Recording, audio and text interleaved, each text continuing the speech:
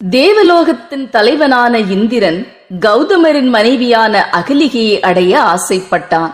நள்ளிரவில் சேவல் வடிவெடுத்து கூவத் தொடங்கினான். பொழுது விடிந்தது என நினைத்த முனிவர் காலை நேர அனுஷ்டானத்திற்காக புறப்பட்டார்.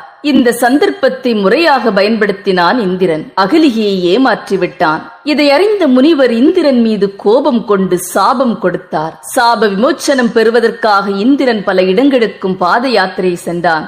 அர்ஜுனபுரி என்ற இடத்திற்கு வந்தான். நீலமணிநாதர், அருணாச்சலேஸ்வரர் என்ற 2 சிவலிங்கங்களை பிரதிஷ்டை செய்து அதன் ஈசான பாகத்தில் வடகிழக்கில் குடத்தை வெட்டினான்.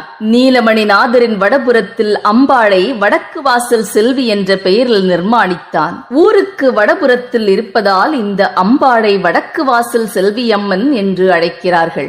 இன்றும் திருநெல்வேலி மாவட்டத்தில் வடக்கு வாசல் செல்வி அம்மனை ஒரு நாட்டுப்புற காவல் தெய்வமாக வழிபட்டு வருகிறார்கள்.